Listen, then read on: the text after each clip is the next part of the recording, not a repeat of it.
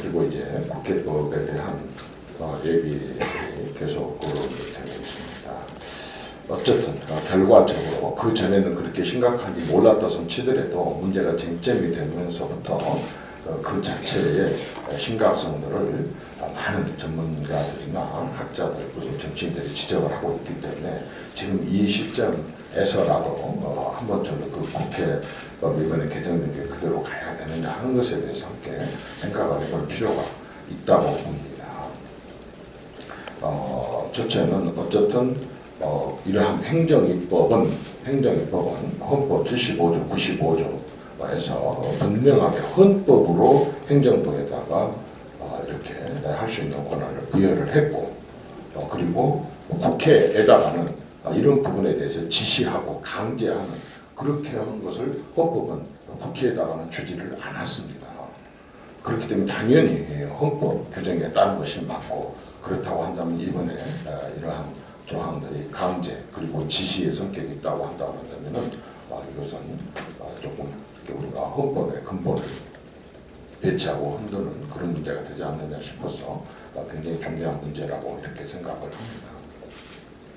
그리고 또 이번에 그 등이라는 단어를 넣어서 예규라든가 훈련 또는 고시라든가 이런 것까지 다 포함되는데, 이런 부분들은 사실 대법원에도 해당되고 헌법재판소라든가 선관위에도 다 해당될 수 있는 문제인데, 이번에 우리는 법을 제정을 하면서 정말 타켓을 딱 정부로만 찍고 그 밖에 나머지는 똑같이 적용될 수 있음에도 불구하고 그 부분은 전혀 거론도 내용도 넣지를 않았습니다. 단지 행정입법에만 그렇게 했고 라고 하는 것에서도 저는 다소의 문제가 있었지 않았느냐 생각이 듭니다. 그런데 이게 만약에 실행이 된다고 한다면 당장에 어떤 일들이 일어날 수 있는가 우리가 국회 경험을 통해서 많이 생각을 해볼 수가 있습니다. 이를테면 아까처럼 훈령이라든가 예규라든가 고시라든가 규칙 이런 부분들에 대해서 전부 만약의 경우에 일일이 법으로 국회가 지시를 하고 그리고 그것을 강제해서 반드시 고쳐고 시정, 변경을 해야 된다고 하면 이제 국회에서는 어떤 법도 예를 들어서 51%의 찬성, 중장기적인 산업의 육성과 발전 이런 것을 생각을 해갖고 어떤 법을 고치게 되는데 49%에 반대되는 또는 그렇지 않는다 솔직히 극소수의 이해 당사자들은 이제 자기 당 소속 국회의원들을 찾아가서 자기 지역 출신 국회의원들을 찾아가서 이 문제를 시비 걸게 할 겁니다. 그러면 선거를 치러야 될 국회의원들 입장에서는 당연히 20% 30%가 찬성을 하고 아주 3% 5%에 해당되는 그런 극소수의 문제일지라도 이런 고시 부분에 대해서 훈령 예규 부분에 대해서 국회에서 반드시 시비를 걸고 요구를 하게 될 것입니다. 그렇게 되면 한 발자국도 나갈 수가 없습니다. 그게 예를 들어서 국회로 넘어왔는데 대부분의 훈령이나 예시나 이런 규정들을 봐보면은 한 상임위만 해당되는 것이 아니라 여러 상임위가 해당됩니다. 그러면 여러 상임위에서 여러 의원들이 심지어는 같은 당 내 의원들이 계속 이 문제를 제기한다. 그러면 이것은 결론이 날 수가 없고 시행이 될 수가 없습니다.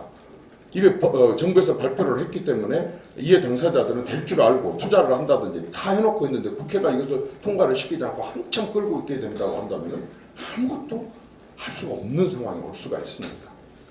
지금은 법 하나를 고치기 위해서라도 행정부처에서 의원님들과 보좌관들을 찾아다니면서 수도 없이 정부 부처가 입법 노비를 하고 설명을 하고 있습니다.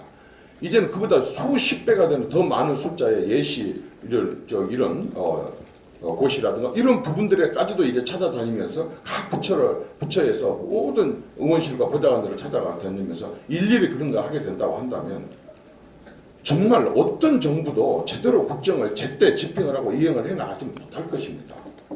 심지어 아주 극단적인 상황까지 가정한다면 지금 이런 식으로의 전염병의 위기가 있다든지 아니면 어떤 재해의 위험이 닥쳤다든지 그런데 그것에 대한 보상이라든가 그 방법에 대해서 이견이 있어가지고 이게 국회에서 계속 미뤄지게 된다고 한다면 그런 위기 상황에서 어떤 정부도 적극적으로 대처를 할 수가 없는 상황이 될 수가 있습니다. 이런 것들을 다 우려했기 때문에 97년도 YS 정권 때 그리고 2000년도 김대중 정권 때 2002년도 김대중 정권 때 2005년도 노무현 정권 때 2011년도 이명박 정권 때 그리고 금년 5월 1일 날 박근혜 정권에 이르기까지 국회에서 똑같이 이런 행정입법을 통제할 방법을 연구를 했었지만 위헌 단계까지 아까처럼 지시나 이렇게 변경 또는 수정을 강제하는 이런 데까지 이르지 못하고 모든 그런 국회에서 다 논의하면서 결국 그 앞에서 헌법 앞에 모든 국회가 항상 순응을 해왔었던 것입니다. 이렇게 중대한 문제이기 때문에 설령 우리가 그 전에는 몰랐다 손치더라도 또 지금 우리가 알고 있는 것보다 더 심각한 문제가 있을 수도 있고 무엇보다도 헌법의 근본을 흔드는 문제, 국가의 근간을 흔드는 문제를 우리가 만약의 경우에 잘 몰라서 거기까지 이르렀다고 한다면 더 논의를 해갖고라도 이런 부분은 더 심각한 상황에 이르기 전에 바로 잡는 것, 그것이 마땅하다고 생각을 합니다.